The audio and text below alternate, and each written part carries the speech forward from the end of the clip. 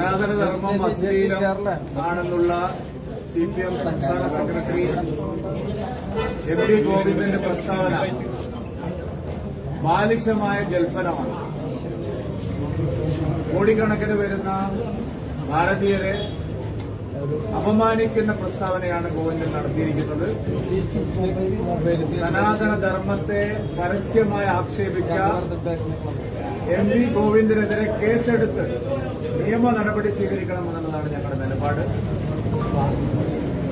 IND മുന്നണിയിലെ എല്ലാ കക്ഷികളും കഴിഞ്ഞ കുറച്ചു കാലമായി ആവർത്തിച്ചുകൊണ്ടിരിക്കുന്ന സനാതനധർമ്മത്തിനെതിരായിട്ടുള്ള പ്രസ്താവനകളുടെ ഭാഗമായിട്ട് വേണം ഇതിനെ കണക്കാക്കാൻ.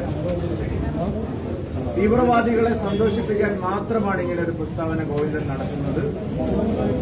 മറ്റേതെങ്കിലും ഒരു വിശ്വാസ പ്രമാണത്തെ ഇങ്ങനെ ആക്ഷേപിക്കാനുള്ള ധൈര്യം CPM-നോ ഗോവിന്ദനോ മുഖ്യമന്ത്രിക്കോ ഉണ്ടോ?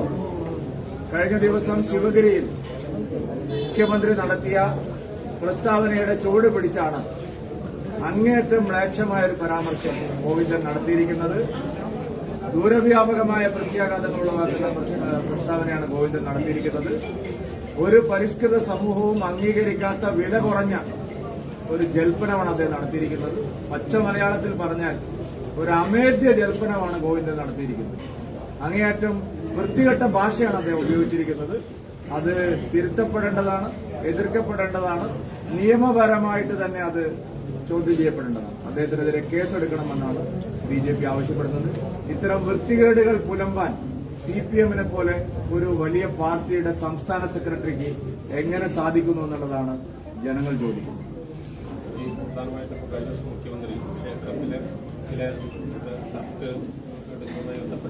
കേരളം നേരിടുന്ന ഏറ്റവും വലിയ പ്രശ്നം ഇപ്പോൾ അതാണ്.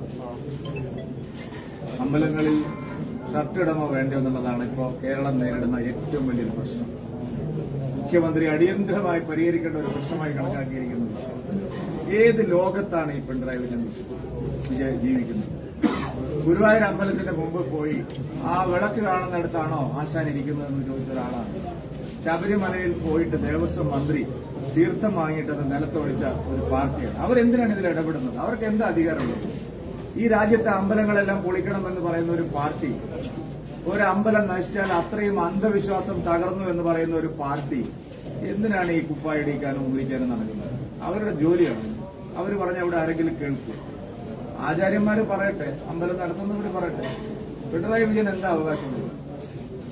ഇവിടെ ഇപ്പോ ഭൂരിപക്ഷ സമുദായത്തെ എങ്ങനെ ഭിന്നിപ്പിക്കാം എന്നുള്ള ഒരു ത്രികാല തന്ത്രവുമായിട്ടാണ് നമുക്ക് ഇറങ്ങിയിരിക്കുന്നത്. അത് നടക്കില്ല.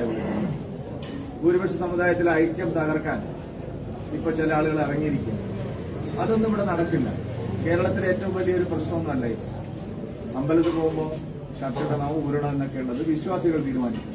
അതിലിടപെടാൻ ഒരു നാസ്തികനും അവകാശമില്ല. ഞങ്ങളുടെ നിലപാട് അക്കാര്യത്തിലാണ്.